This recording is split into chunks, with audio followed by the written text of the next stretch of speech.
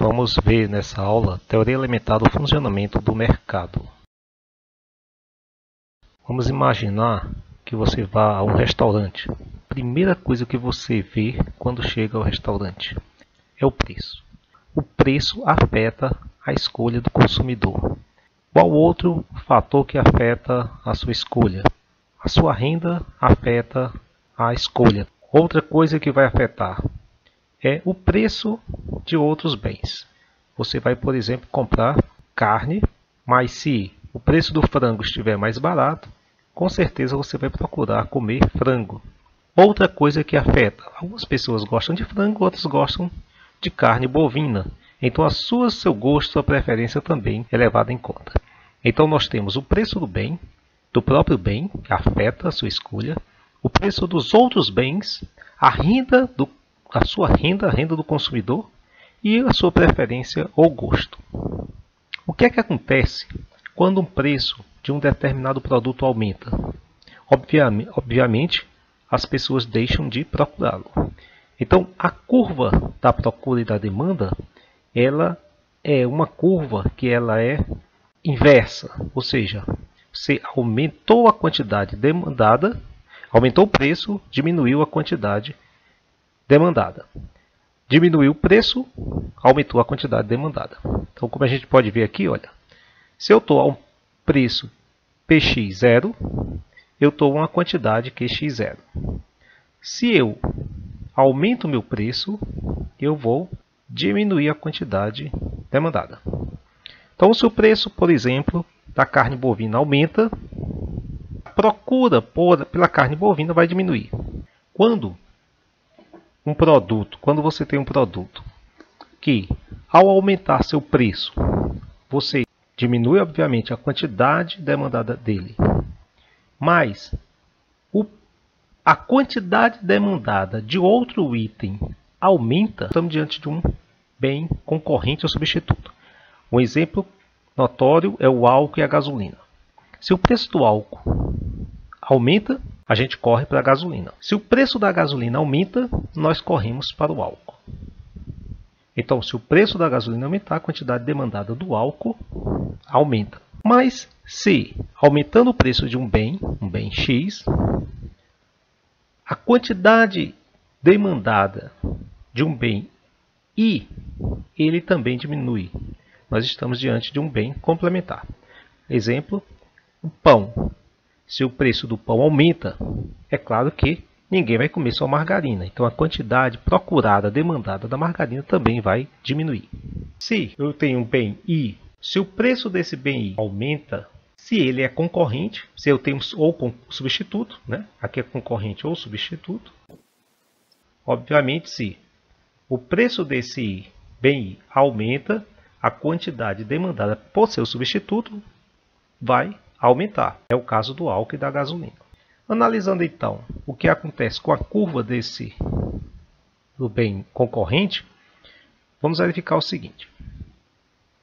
Se eu tenho aqui uma curva de demanda dx, a um determinado preço, se o preço do bem aumenta, eles são concorrentes, eu vou ter uma maior procura pelo bem x. Se eu vou ter uma maior procura, minha curva vai se deslocar para a direita. Então, ao mesmo preço, eu vou ter uma quantidade demandada maior. Então, se o preço do BI aumenta, a quantidade demandada de X aumenta e a curva vai para a direita. Aqui, então, aumenta, a curva vai para a direita. Se o preço do bem substituto diminui, eu vou, obviamente, comprar o bem I. Se o preço, por exemplo, da gasolina diminui, a minha demanda por álcool vai diminuir.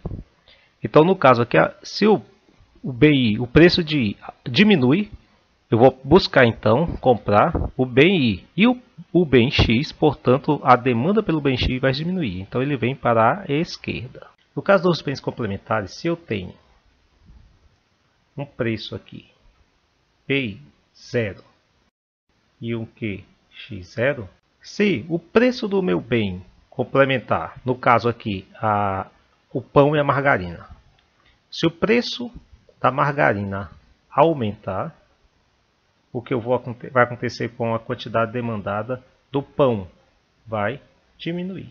Olhando então para a curva do bem X. Então, se o pão aumenta, é claro que também a margarina vai ser menos demandada. Então, a curva vem para onde? Ao mesmo preço, a quantidade demandada da margarina vai diminuir. Então, ela vem para a esquerda. Dependendo dessa relação entre procura do bem e a renda, nós vamos ter o seguinte. A bem, se sua renda aumentar, você não vai alterar o consumo desse bem. Por exemplo, arroz. Você enrica, a quantidade de arroz que você vai comer, o que você vai comprar, não vai aumentar. Você não vai estocar grandes quantidades de arroz. Você vai continuar comendo a mesma quantidade de arroz. Então, esses bens são chamados de bens normais. Então, aqui, caso do arroz. Outros bens, você deixa de consumir quando sua renda aumenta, quando você enriquece. Então, aqui, por exemplo, a carne de segunda. Claro que você vai deixar de consumir. Então, 3 são chamados bens inferiores.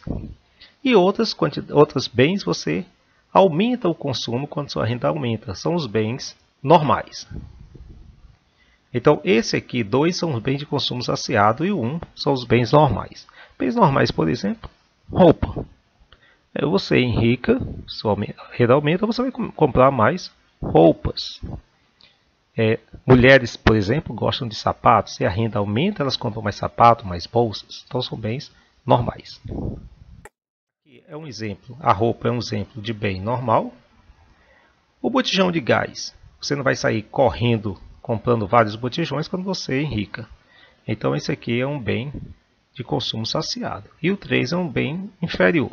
Apesar de muita gente gostar de sardinha enlatada, mas se sua renda aumenta, diminui a quantidade de sardinhas. No caso de bens normais, quando a renda aumenta, a curva ela vai para a direita, porque ao mesmo preço você vai demandar mais quantidade desses bens. Então, nesse caso, a sua renda vai para a direita. Oferta é a quantidade de um bem ou serviço que os produtores desejam vender por unidade de tempo. O que acontece se o preço do arroz ele aumenta? Se o preço do arroz aumentar, ou do feijão, é claro que os produtores vão tentar plantar e produzir mais arroz e mais feijão. Então, quanto maior o preço, olha aqui, o preço vai aumentando, a quantidade também ofertada vai aumentando.